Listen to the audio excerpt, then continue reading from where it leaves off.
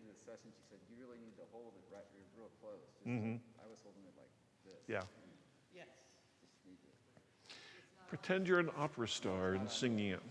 Well, I have a loud mouth, and I was told that everyone could hear me. Well, see, it came in handy. Yeah, I heard. And as your husband is thinking, for once.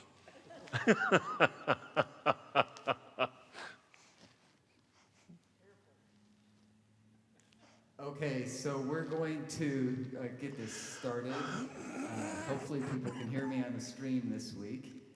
Welcome to the third session of our Advent Laudato Si study series featuring Father Harry and the rest of you. And thanks for all of you who are here in person and all of you who are attending virtually online. If you're online, you can post questions, and Annie is watching.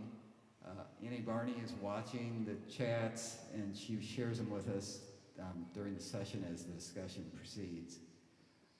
So without further ado, I'll turn it over to Father Harry. And we're going to follow the same procedure that we did with the mic last week. If you have something, I will ferry the mic over to you, if you have something to share.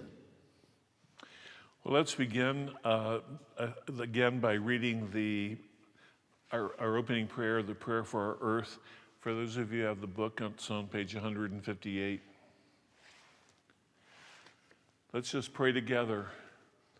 All-powerful God, you are present in the whole universe and in the smallest of your creatures. You embrace with your tenderness all that exists. Pour out upon us the power of your love, that we may protect life and beauty. Fill us with peace, that we may live as brothers and sisters, harming no one. O God of the poor, help us to rescue the abandoned and forgotten of this earth, so precious in your eyes. Bring healing to our lives, that we may protect the world and not prey on it, that we may sow beauty, not pollution and destruction. Touch the hearts of those who look only for gain at the expense of the poor and the earth. Teach us to discover the worth of each thing, to be filled with awe and contemplation, to recognize that we are profoundly united with every creature as we journey toward your infinite light. We thank you for being with us each day. Encourage us, we pray, in our struggle for justice, love, and peace. We pray through Christ our Lord. In the name of the Father, the Son, and the Holy Spirit. Well, we begin now with chapter 3, the human roots of the ecological crisis. In chapter 3, Pope Francis explores the power imbalance inherent in technological advancement and calls us to re-examine our definition of progress in relationship to human relationships. He reminds us that human life is important and should not be disregarded in our increasingly throwaway society. And so the first question it has here in the discussion questions is, how can we both appreciate and respect the progress that technology has afforded us and still be cautious of the evils that can accompany such technology? So what are ways that we appreciate technology?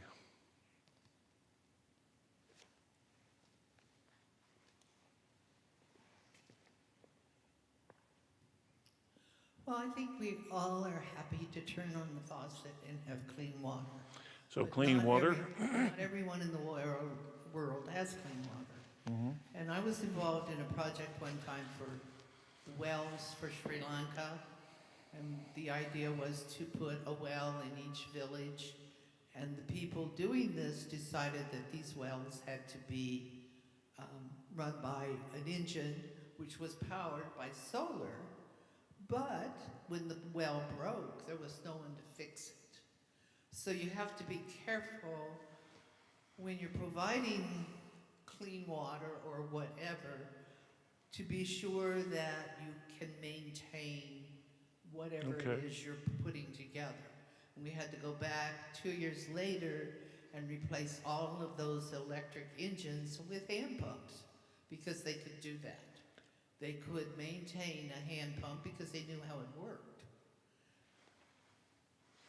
So technology does have limits and all of that, even any modern thing that we develop. And there has to be people, yes, taught how to do it. I mean, it's one of the things too, in the clean energy, and we look in our culture and, you know, in the, and as we look at in any country of trying to implement clean energy, you know, one of the things that, you know, we hear for those who promote it is that it will create more jobs. It's not going to displace people, but create more jobs in that. And it does because, you know, all the wind turbines, those are kind of complicated, and it takes people really trained to have to be there to know how to do those and maintain them and all of that. So young people are being trained. So you have to set up the infrastructure. You have to set up the infrastructure and help people. And like what you're speaking of too, that I think is, when you think about, you know, the negative side or whatever, but then, you know, we do that and like in helping people, but then we also have to figure out how can we train those persons to take care of it? Are there people that can come forward? We can build the well, but maybe we need to have the people there to train them to do it as well.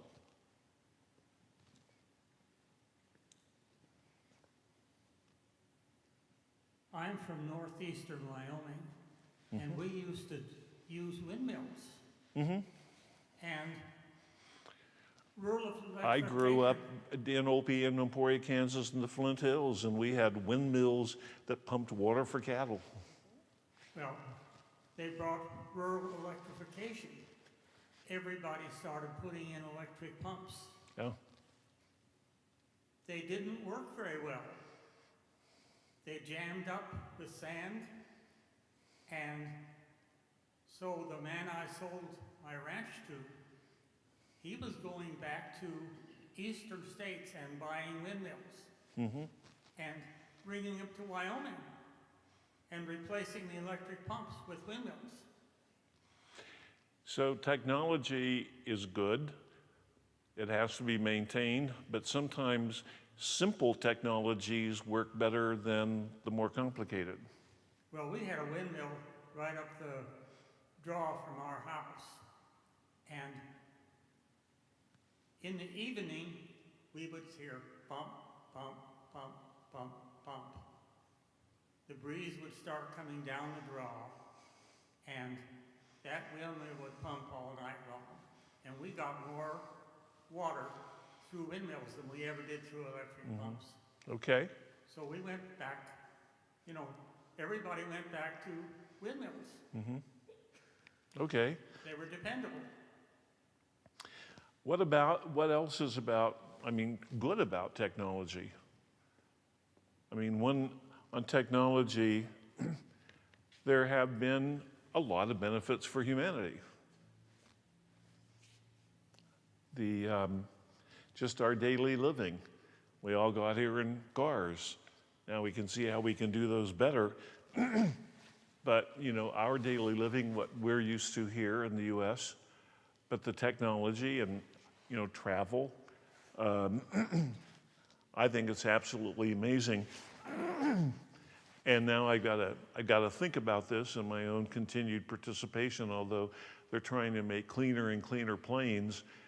But I love to travel and I love to fly, but I just always think it's so amazing when I look at a plane. Every time I get on a plane, you know, how this big piece of machinery is going to go up in the air, and I love it, and I always enjoy it. But you know, it's amazing, you know, what we have done and on technology. So and then too, in engineering, science, all of these things, there are many benefits of other things that have been created.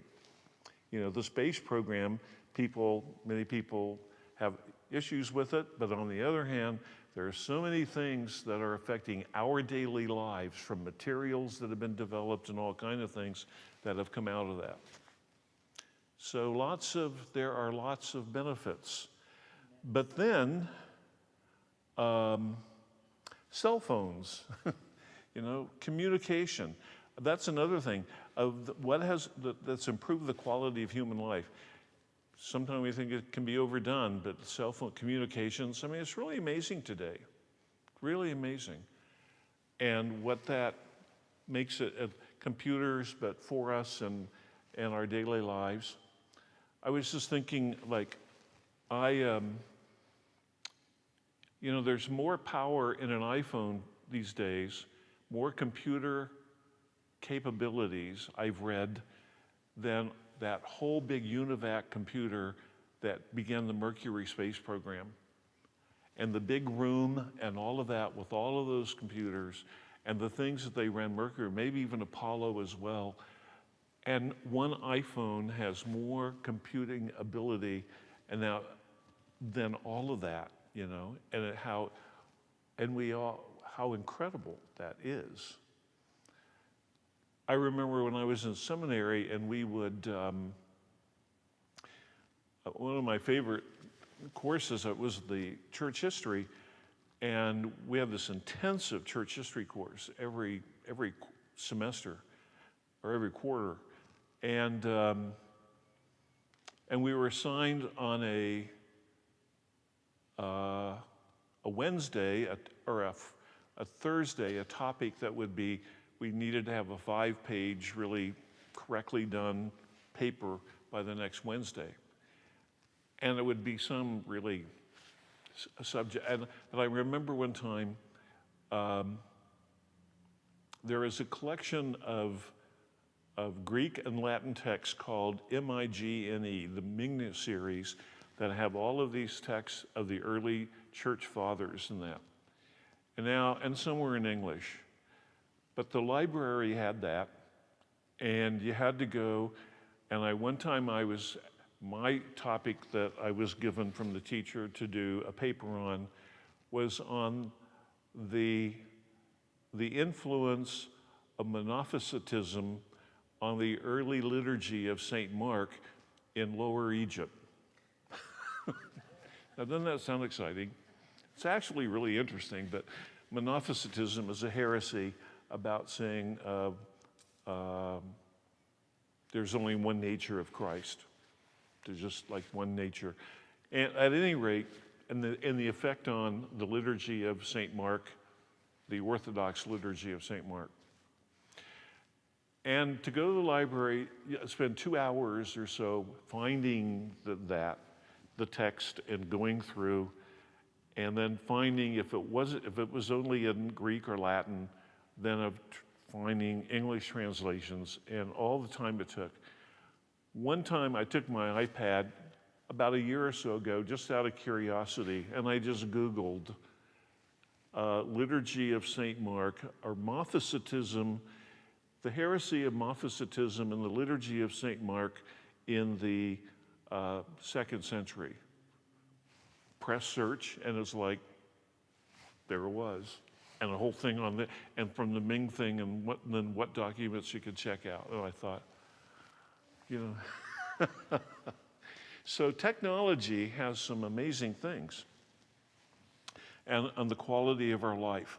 However, and here's what, how does that then, it said, but the Holy Fathers, we got to be careful of the evils that can accompany technology.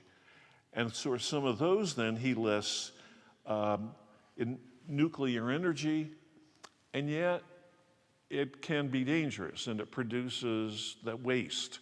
And we have had several meltdowns. The one in Japan, a couple of years ago during the tsunami, the one in the Ukraine, and what was in Chernobyl, that still is that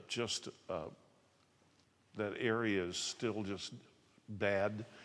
Let's see, biotechnology, the knowledge of DNA, and we know how it creates a lot of power. The Holy Father says technology comes, but it creates a lot of power, that some persons can have a great deal of power that can be really misused. And he said not all technological advancement, he says all the technological advancement is not matched by a similar growth in responsibility, values, and conscience. And that's really powerful to think about. We can't just, what he's telling us is we just can't take for granted and like a lot of people do, well, anything that science does or any kind of technology developed, everything's just okay, it's all the same, it's all equal. Well, the Holy Father says, no, that's not true. There's a lot of good technology has brought a lot of benefit. But then there's a lot of, because of the power, how it can be used, there are a lot of evils that can come out of it as well. And that unfortunately, he said, I think this is just an interesting statement, it's not matched by growth in responsibility, values, or conscience. So our conscience, our values, even responsibility for other human beings hasn't kept pace with what technology can do. And that's one of the things he's saying about in this whole document then, in taking care of nature, then the technology is raced ahead and we're not taking care of the earth and so many things.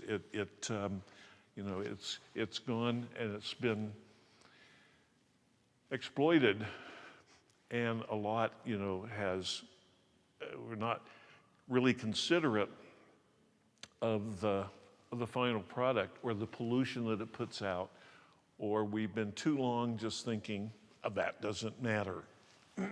And we're discovering that it does matter, And that's where he said our value, our conscience, our values, our knowledge, our responsibility hasn't kept up with that technological change. And so then he says the basic problems then, where it hasn't, is the exploitation of resources, and then where evil has come from, and he points out an independence from reality, person dealing with technology and just what it can do, but not just being conscious of reality and what's really happening and how it's affecting it. And it becomes mastery, he says, not stewardship. Mastery, not stewardship. And persons are being controlled or controlling, but not taking care. There's not a proper stewardship of what's being done. And then also he points out how technology shapes people. And that's a really important thing. Technology shapes people and can make us, in a sense, less human and less aware of who we are as human beings and our responsibility to other human beings. And then that's what shapes, what technology can do, what a company can do that affects in another country, but it shapes people that we're not really conscious of the impact on the lives of brothers and sisters of other human beings in our world and what they need to live and on sustainability. And so technology shapes us, and that's another thing we have to be aware of. And sometimes we do that without even thinking about it. Without even thinking about it, we don't know the effect it's having on other people. And that needs to be really reflected on. And then he points out that what is so important is there is this loss of appreciation of the whole, of the whole, of culture, of relationships, a loss of family life, and how jobs move people. So that's an important thing here. He says, Pope Francis writes that at times life can become a surrender to situations conditioned by technology, itself viewed as the principal key to the meaning of existence. Have you experienced this among your family and friends?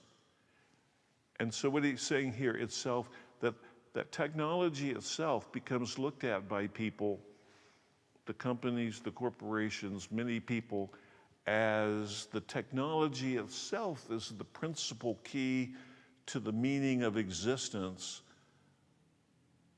But how has that affected family and friends? I can speak to that. Well, before I was retired, I had work at 3 job sites. It was a full-time job, but I was at 3 different safety net clinics up in Wyandotte County. And I had to be responsive to each of those clinics every day by email.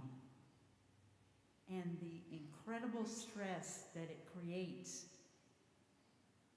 to do that takes away from my sacred presence with another person I'm trying to help.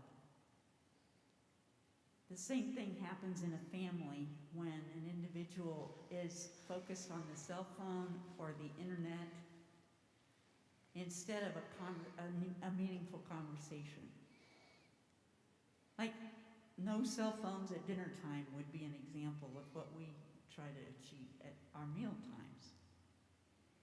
And it's hard sometimes because you've been waiting on a call and that person is now available because they haven't been available all day either. So you're saying a part of that technology, like you were on one job but worked at 3 different sites and had to communicate with people by email and that, and not always even face-to-face, but always taken away, and even at home, you had to be always ready to receive a call where you were, in a sense, always on the job. Yes, you're no longer So the technology has done that with a lot, yes. So no longer. 8 to 5, you're available 24/7 Right, if okay. an email ping comes in. And that has really affected families and relationships. Other examples of that.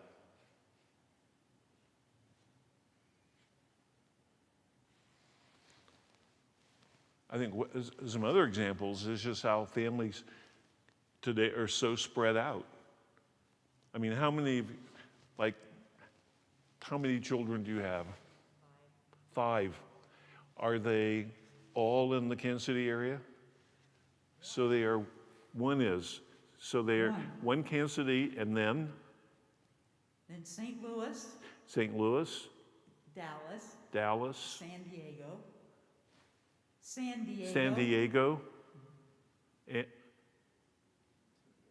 We have two in Dallas. Oh, 2 are here.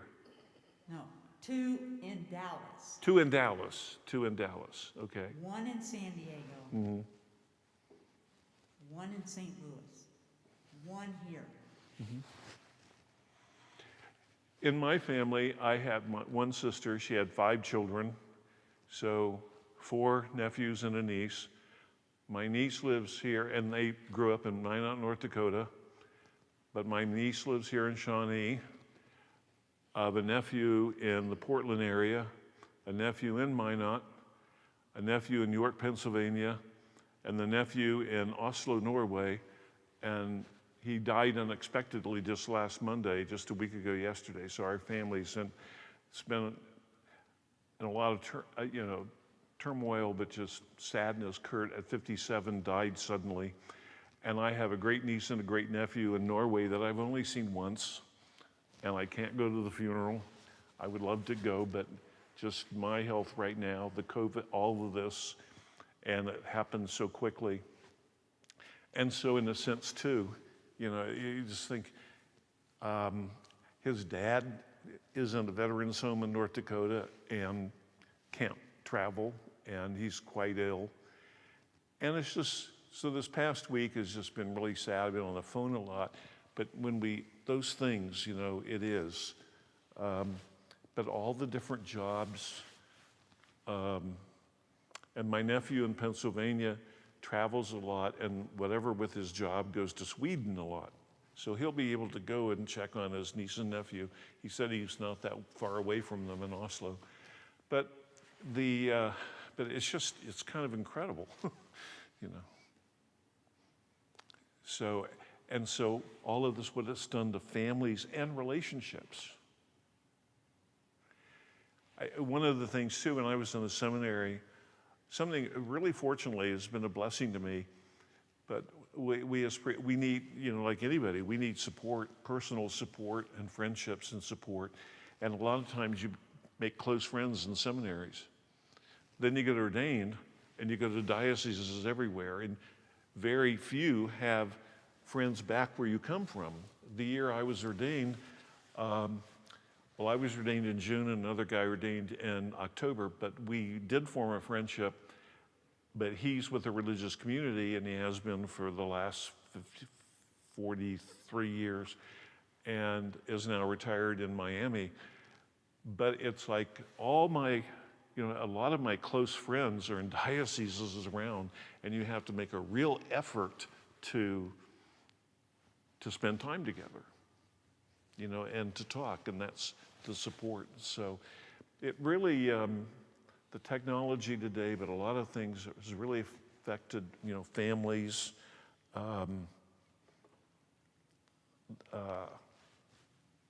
relationships. How else has it, not just distance and jobs, but how else has it affected relationships or families or communities?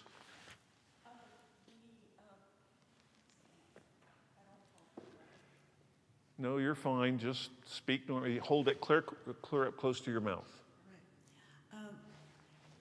Technology can be very good in certain ways because everyone who's spread out, you can do Zoom. You can. We had a Zoom meeting with our entire family in the Northwest, down in Dallas, in Japan. Just, you know, and the family really communicated. But it also is not the same as being in person. No. But technology has helped us to be able to keep in touch with the whole family. Mm-hmm. And my son is in the hospital right now, can't go see him, but I'm keeping track of him on my iPad because instant communication. So it can be very good. Some problems are the fact that people get so involved in their iPhones and so forth, and they have hundreds of friends out there, you know, on the internet, but they can't talk to the person next to them because they've lost that ability to really have a conversation with people. Kind of a loss of a sense of dialogue and really able to listen, because we really need to really communicate. We need to see people's faces well, and reactions and body language and all kind of things to really communicate, to be as what I was just reading the other day, a lady theologian who said that we need to be, rather than in communication, we need to be in communion. And that takes a different, you know, like into communion, meaning that we share values, but we listen to one another and understand and are open to that, where there's that connection then, and not just kind of a mental processing of information. Pope Francis says that another thing, how life, families, and maybe this will spark some other ideas, are conditioned by technologies. We've been spending time on like distance, communication and that, but he also says because of disruption, because of environmental degradation. Now, what does that say to you? That life conditioned by technologies, that often families are impacted by the disruption caused by environmental degradation. So you're mentioning about people who don't have water. When they don't have the fresh water, what do? Move. Are we experiencing that now? What are we experiencing at our southern border? I mean, people with food, where there's environmental degradation. A new president has just been elected in Honduras, and last week I was reading her comments and what she was saying, and one of the things she was saying that she's going to really work on is keeping people in Honduras with jobs, and that they have to work with, and what they do and the environment. And her talk was really good. Now, if they can follow through on that. But, Latin America recently, Honduras has had 2 major hurricanes in the last less than 2 years. They had water problems too, some of the wealthy families wanting to dam up some things and all of that. But environmental degradation disrupts families because they can't support everybody or take care of everybody. And sometimes, it's interesting, having served in the Hispanic community, there would be people who tell me how, and some young men, they come to the U.S., they're appointed by their grandmother or mother, somebody to go and to get a job and then to send money back to help. And they're picked out to do that. Down the street from me, a half a block away, is one of those businesses that sends money. And you wouldn't believe, you ought to come just any afternoon, but you ought to come to my front porch and we can have tea, but we can just watch. And the traffic jam and the trucks and the cars and all of that, and the people going in there, they got paid from their week's work, and they're going in to send who knows what, half, a fourth, or something of their paycheck to relatives in Mexico, Central America. But they're here, but a lot of times, Pope Francis says that is because of these families are separated because of environmental degradation. They can't take care of themselves where they at. And so that's what leads to migration and immigration. One of the great sorrows is that a lot of people, especially from Latin American countries, have to leave their families, and they may never see their families again. And that's true.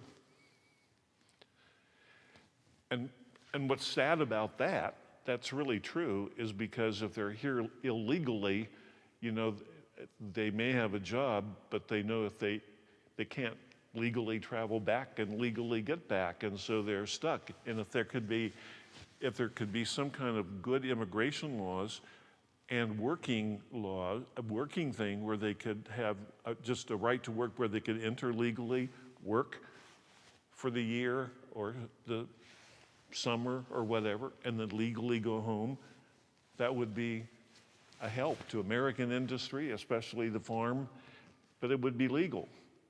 It would help us, it would help them. That's one of the things.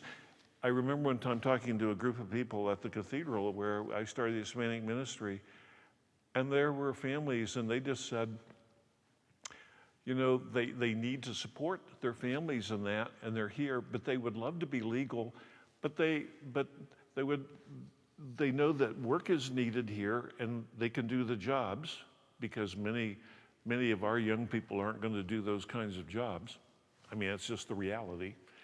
And but they wish and they would like to even retire back home and go and connect, but they wish that they could just come legally for the summer and our work, and then go home legally and do that. But they're, in a sense, forced to stay. And many would like to go back, or back and forth, and dealing with jobs. So at any rate, but a lot of times, that's another issue. But another time, the thing is, though, what the Holy Father is saying is because a lot of this is conditioned by what he calls environmental degradation, and then where technology is affecting them in a negative way. Kathy, who's joining us online, shared a story. She says, "My family started out in Pennsylvania, then my father was transferred here. Over the years, we really lost contact with a lot of family members. Due to technology, I have been able to reconnect with many family members and even meet new ones. It would have been great if my folks could have had this tool." Wow. And where are they from? Pennsylvania, but her father was transferred here, I'm guessing, when she was a child or a young person. So through the many years of, they wouldn't have come here if it weren't for work, but it sounds like. But then through the years, because the technology that we have today doesn't exist, they lost touch with their family members back in Pennsylvania until now, when they have the technology, she's been able to reconnect. Mm-hmm. She just wishes that her folks could have had that same opportunity. Excellent. The any other reflections on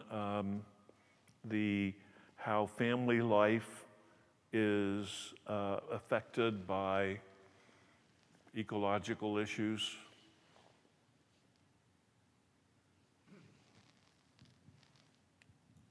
Yes.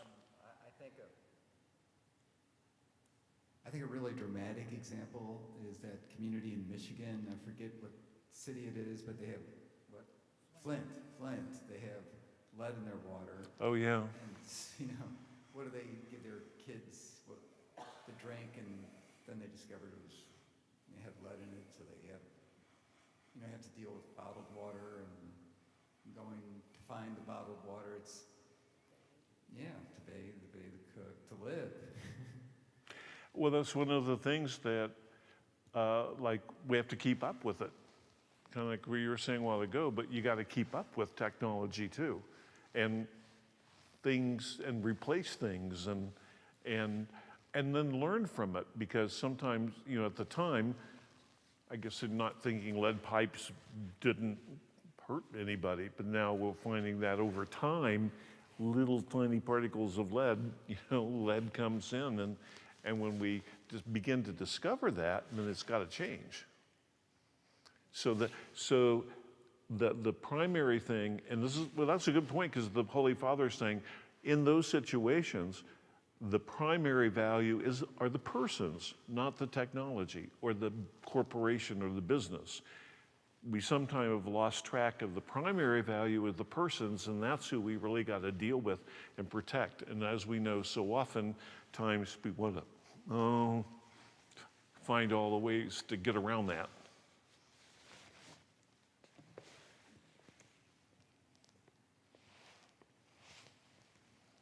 Although I can't actually remember why the lead is in the water, but I think it's because when we talk about the poor, there was legislatures that directed water that was supposed to have been tested before it went into this particular system that the poor in Detroit used, and they did not do it correctly, and so they got all the water that was not tested, and there was the lead in the water, and so therefore, but it did not, this is another thing, that how the poor are oppressed, because they are given the least consideration when their situation is not been able to addressed, Mm-hmm. they're still suffering from the lead in the water. And the children, they say, have had brain damage because of the lead. And this happened about 5 or 6 years ago, when that lead, when they discovered what the problem was. They were getting water that was not supposed to have been used, by the system. And so, as I say, I don't remember all the details of it, but I know it was a legislature decision that made that problem. And these children now, they are finding they're in school now, are having difficulty learning, and a lot of it is because of the lead that they had when they were babies. Mm-hmm. Okay, thank you. On the last question in this one chapter, he said, how does the, quote, what the Holy Father says, the rise of a relativism which sees everything as irrelevant unless it serves one's own immediate interests, lie at the heart of our environmental issues? So how does this relativism, which sees everything as irrelevant unless it serves one's own immediate interests, how does that lie at the heart of our environmental issues?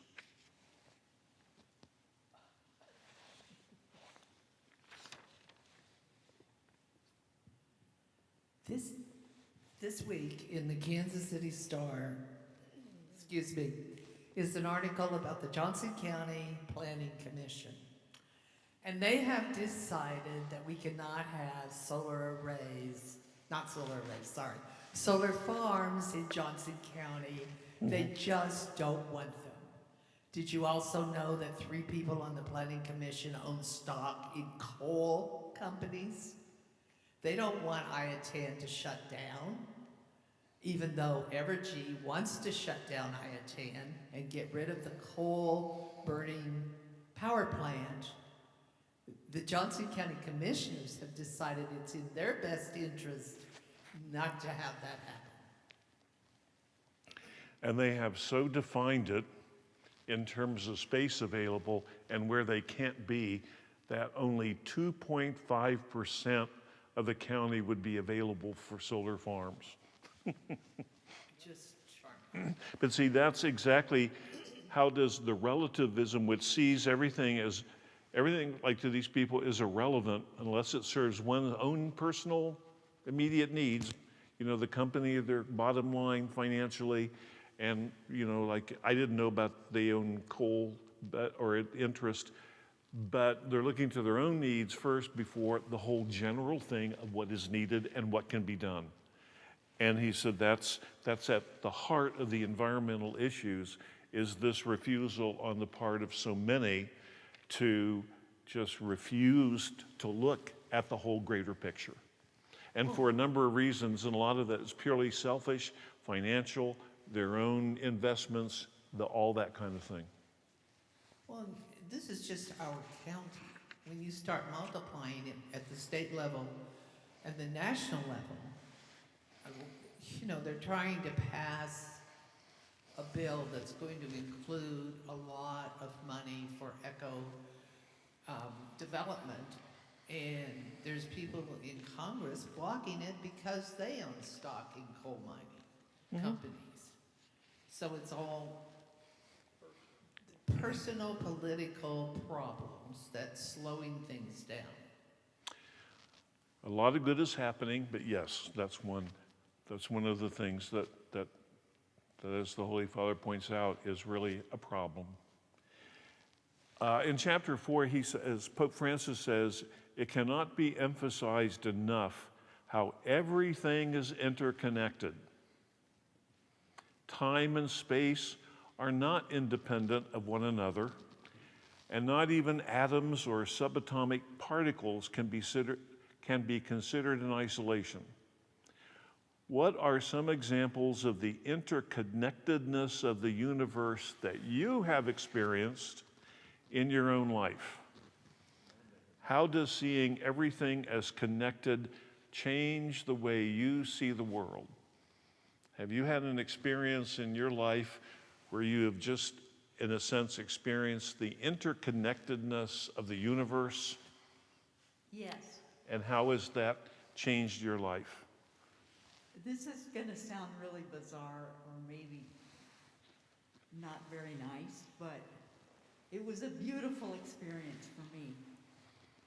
At the death of my father, he insisted on cremation.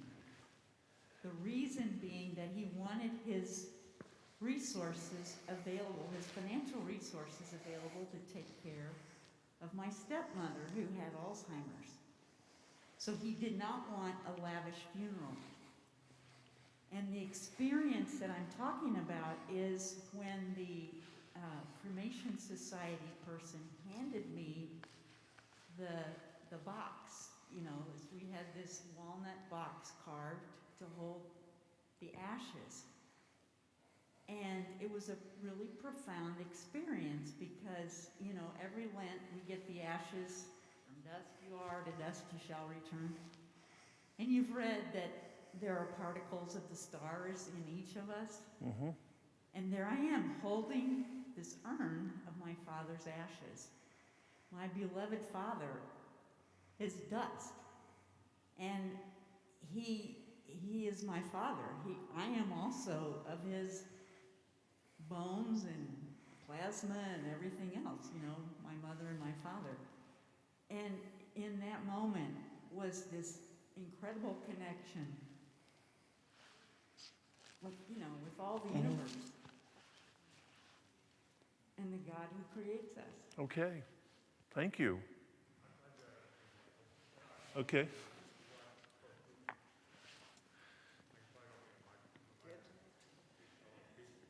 The streaming people want to hear you. Hold it close. Yes, my wife's got to give me a few instructions here before I start. Well, see, everything's interconnected. Right. Yeah. I think we have done that in our overall 50-some years that we have been married, which has been a blessing for me. But anyway, my brother and I, when we were kids, we had the opportunity to be in Minnesota for 3 weeks and see all of the interconnected stuff. And meanwhile, fish and all the other stuff that goes along with that. But one of the things we finally figured out was one of the best ways to catch fish was to use frogs. And so we're using frogs to catch fish, and that worked out really well. But we noticed over the years until now, you hardly ever see any frogs anymore. And the reason somebody told me was, which I don't know if they actually knew what they were talking about or not, but the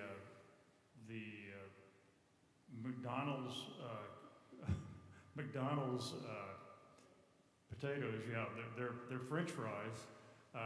They have a whole bunch of farms up there that are potato farms that are used to produce French fries for McDonald's.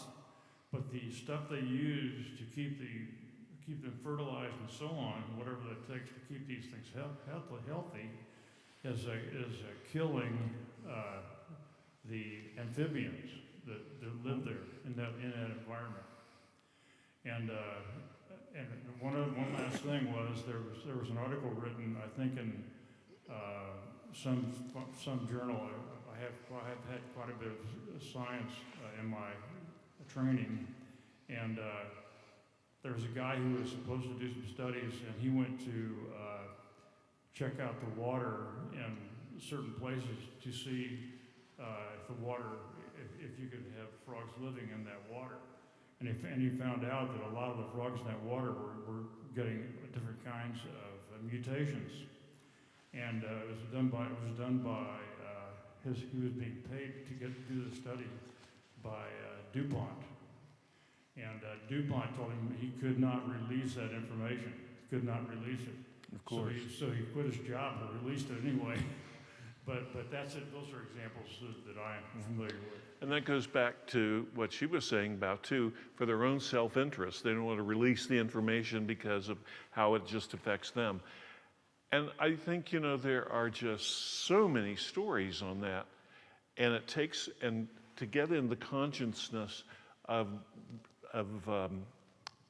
corporations, I mean, way back in the, I was a teenager, but in the 60s, remember Rachel Carson, who wrote the book A Silent Spring?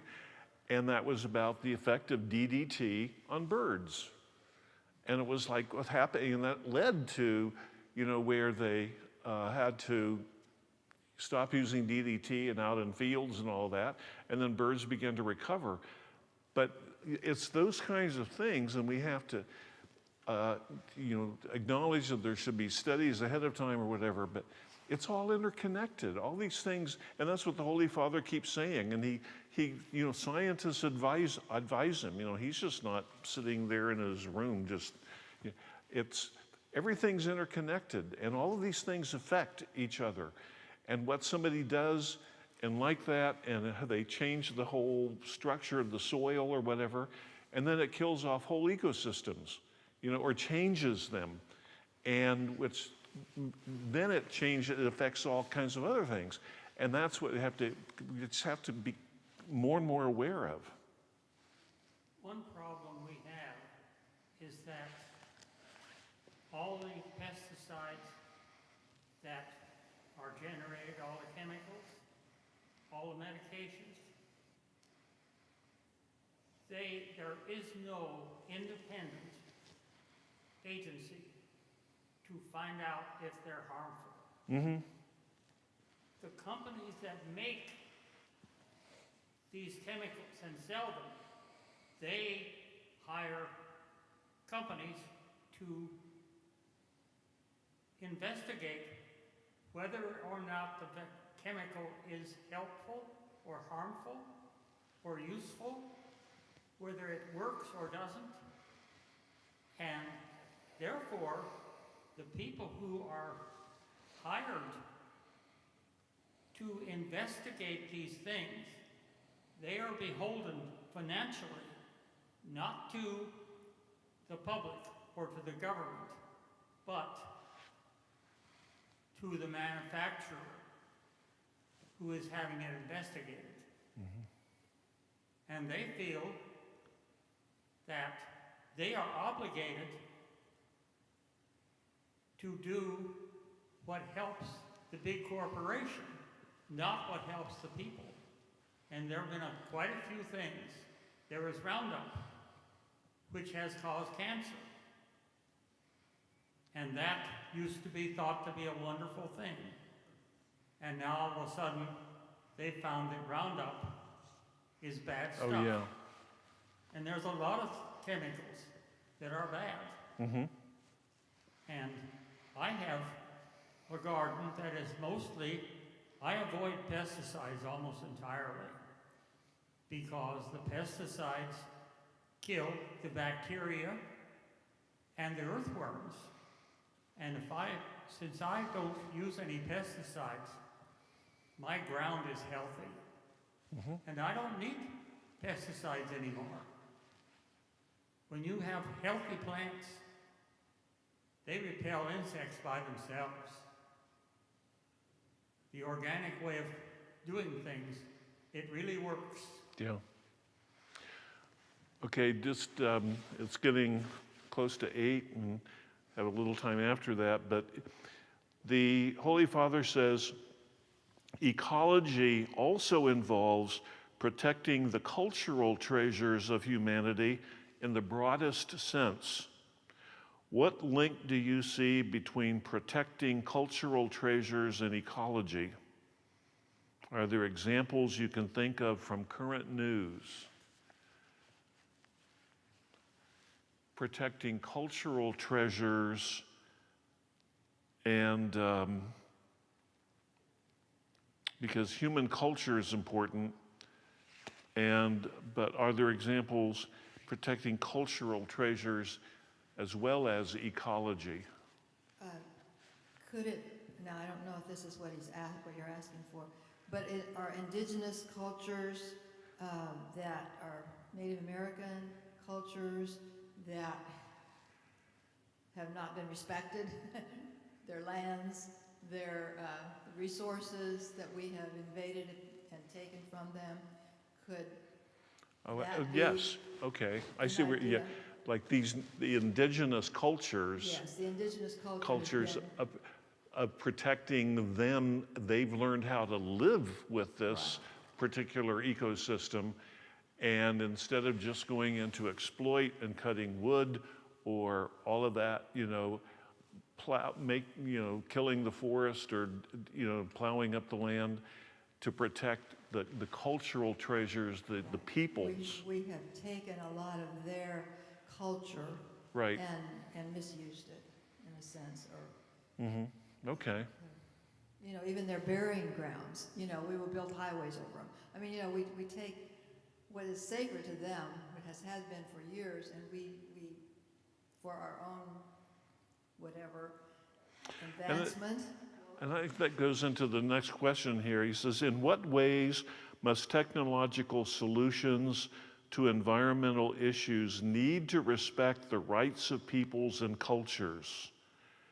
Why is the loss of human culture as serious as the extinction of plants and animals? Because of the extinction of plants and animals, we're not going to have the human culture. But yeah, seeing how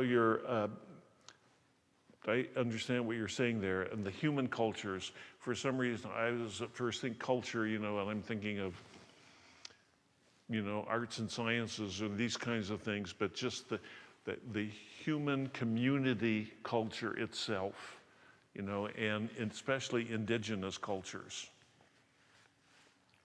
One of the examples that the Pope used in that chapter was, it talked about a person. I'll give you an example. I used to work for assisted transportation, and we would carry people to medical appointments, and had contract with the VA hospital, and we picked up a lot of veterans and took them to the... Okay, so a lot of these veterans and others, but lived in a house that when you pulled up out front, you wouldn't believe anybody was living in this house. But, and you probably see it, some of these houses over around, not far from where you live. But step inside to take that person in their wheelchair, and man, that house is inside. You wouldn't believe it was the same place. They took pride in what they had inside. They didn't worry about what people saw from the outside. And that's kind of what I got from that particular paragraph, was what's important to them, and that was their culture. That's part of their culture. They didn't care, and a lot of the neighborhoods that were torn up when 71 Highway, for example, was put through, took out all those houses. That was eliminating a lot of the culture of that particular area. Where I live, near Strawberry Hill, a lot of the Croatians and Slovenians was eliminated when 70 was built around and went through there, because the Strawberry Hill used to be easily connected to the West Bottoms. And that came through, and on the hillside took out so many homes and all of that. And 635 sliced KCK in half. That's true. By the way, I'm standing because after I sit for a while, my legs just start to hurt. And I need to, I just feel better. I need to stand. And by the way, I went to order new shoes the other day, and of course, what I always get, the store that always had them, everything's on back order. And the guy said to me, he said, sir, you've been a really, really good customer, but we think that your shoes are probably in a container bin out in the Pacific somewhere. And as soon as we get them, and the computers will tell us when they're, that we'll, order them for you. But in the meantime, I got new inserts. They have the insert for the sole. That has made a big difference. That has really helped. But anyway, that's why I'm standing. It's not any body language power move. One more question. In what ways, oh no, I just read that, on the extinction of plants and animals. Of course, in what ways must technological solutions to environmental issues need to respect the rights of peoples and cultures?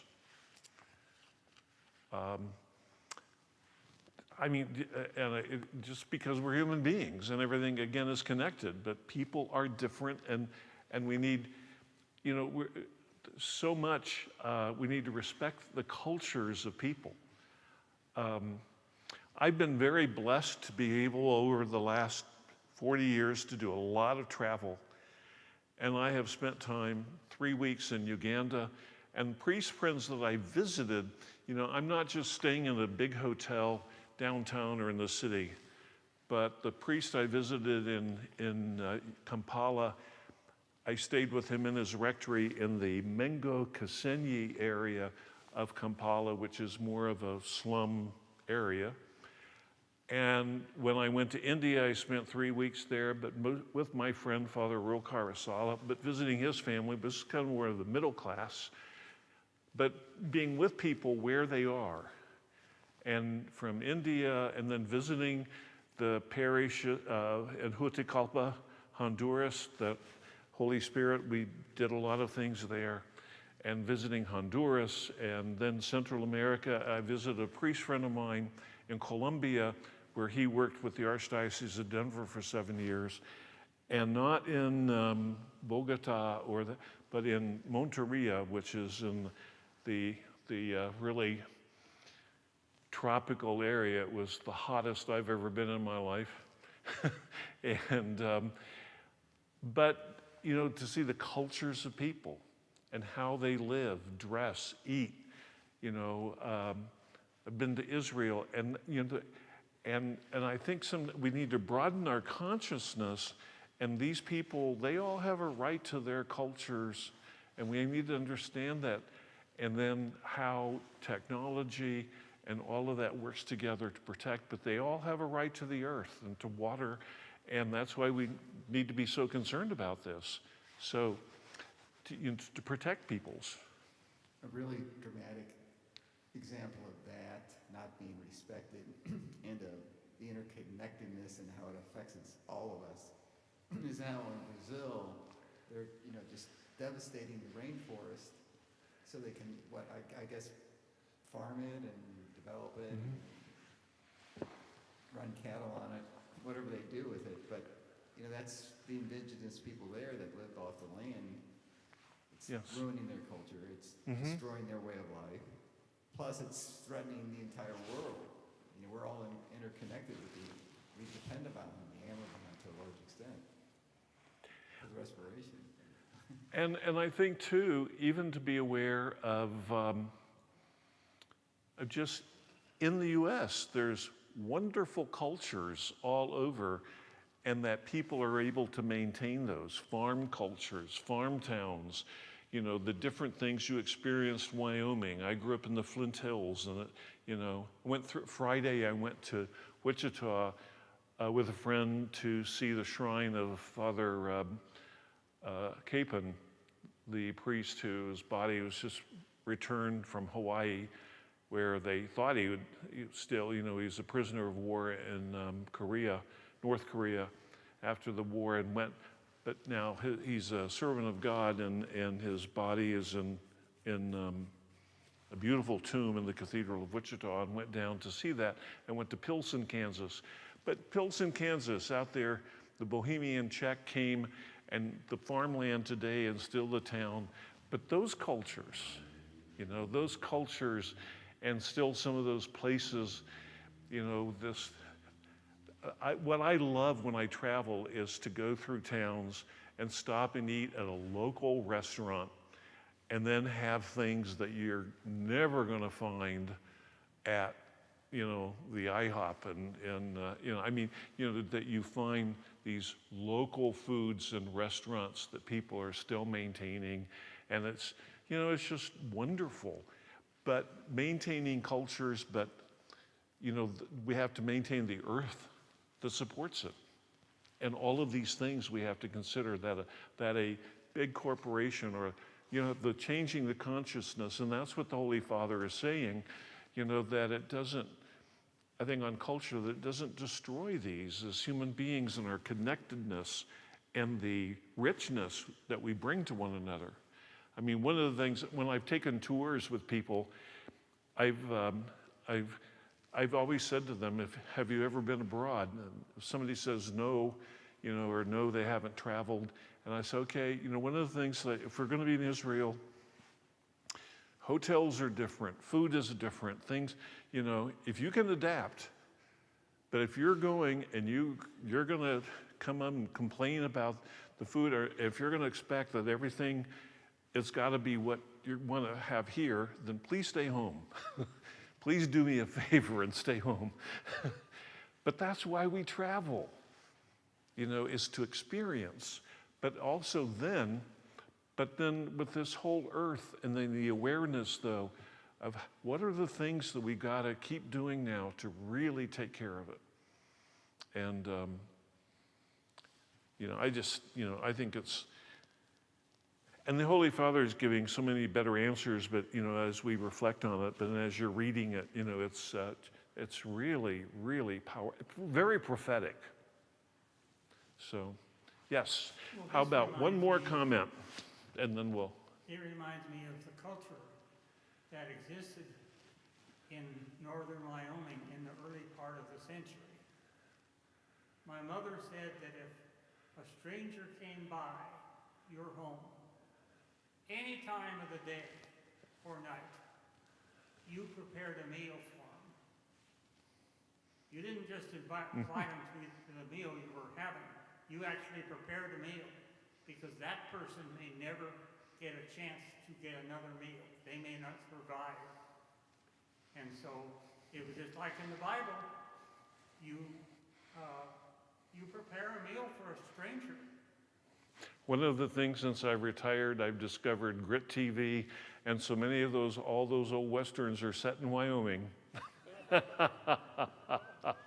Laramie, the show Laramie, I like that. That's Laramie, let's see what else, a number of those. Well, listen, it's about 10 after. The crowd is lighter tonight. I don't know if they've had enough or it's getting closer to Christmas. We really have one more session. It's scheduled for next Tuesday night, the 21st. It is closer. Do you want to maintain that or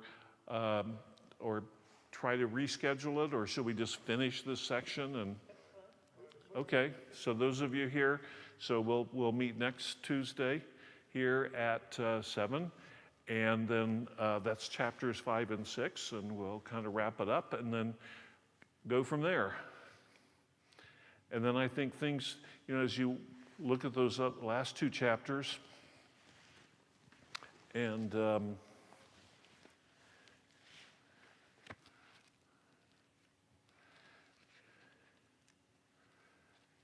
chapters 5 and 6, yeah, chapter 5, okay, this should be really good. Lines of approach and action. Dialogue on the environment and the international community. Dialogue for new national and local policies. Dialogue and transparency in decision making. Religion and dialogue with science. And then chapter 6, ecological education and spirituality towards a new lifestyle. How do we develop a new sustainable lifestyle, but without exploitation or without in our own lives? How do we start? And then we propose for our communities. Humanity and the environment, ecological conversion, joy and peace, civic and political love, sacramental signs, and the celebration of rest. The Trinity and the relationship between creatures, the Queen of all creation, and then the last one, beyond the sun. S-U-N, beyond the sun. So it's, this sounds really, really amazing. And but it emphasizes, the lines of action.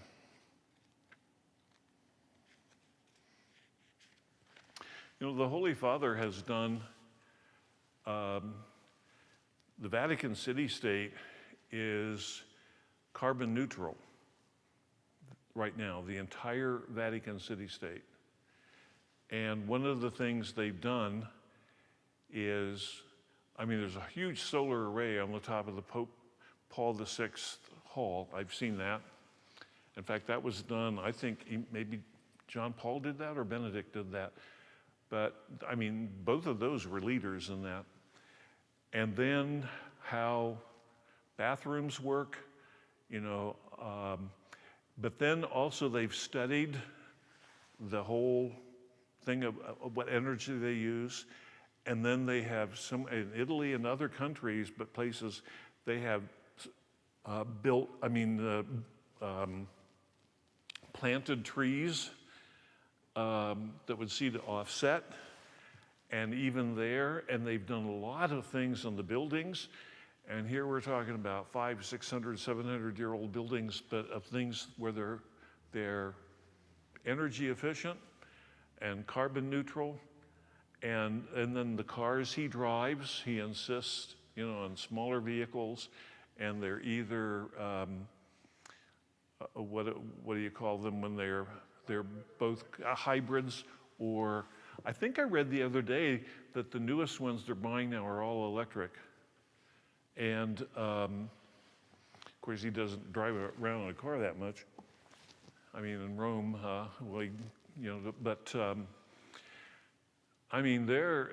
they're putting and money and where his talk is. They're really, really trying to do as much as they can in all the different kinds of ways, on using green technology.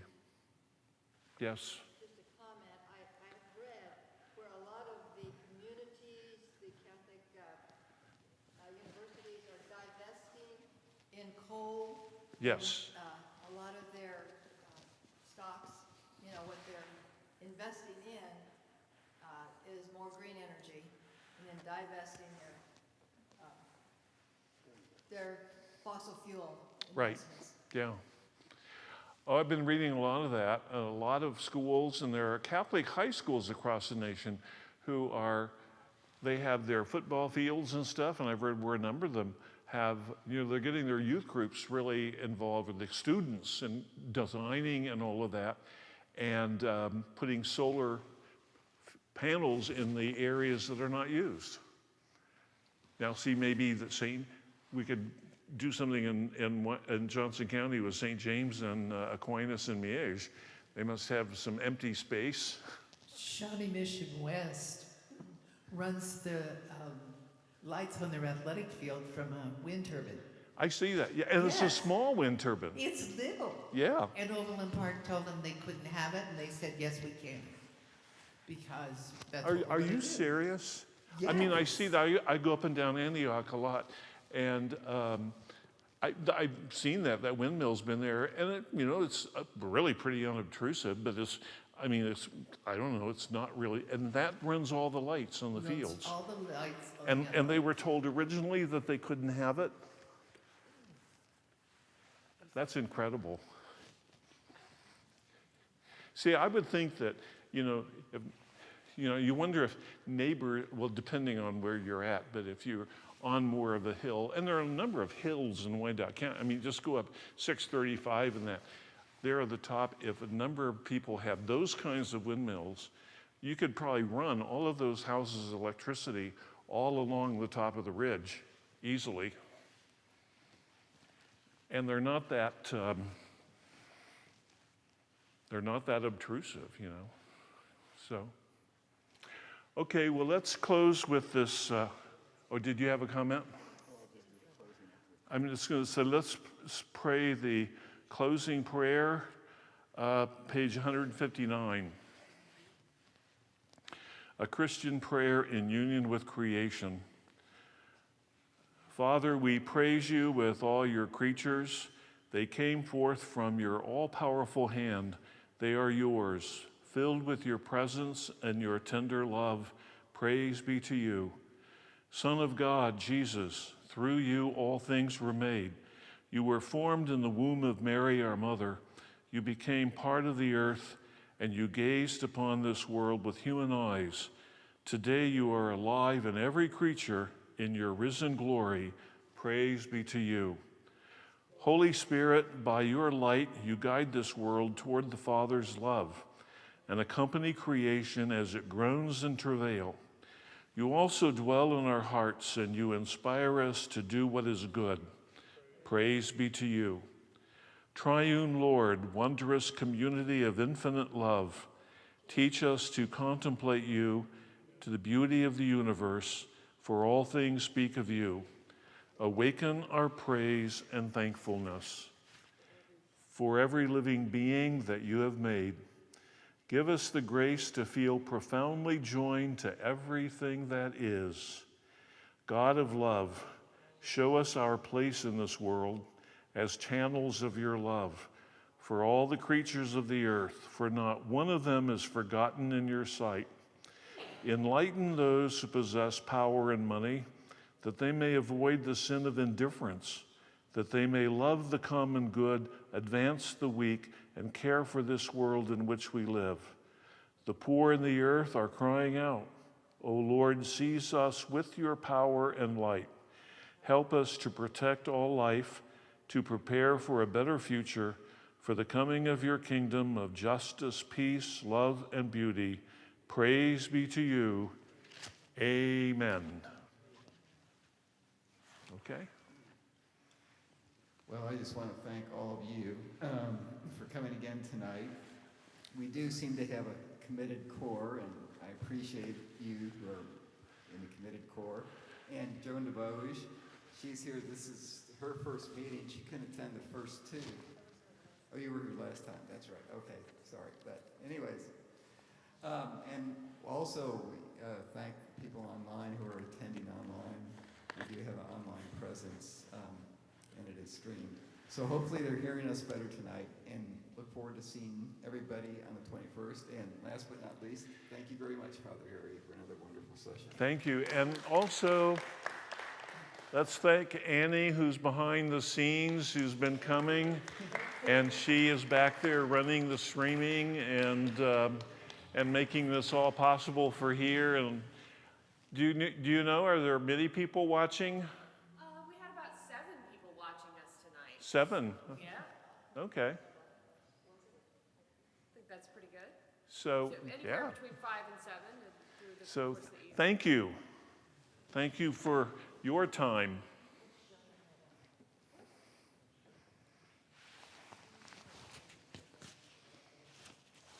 Oh, I'd better not walk off with the microphone.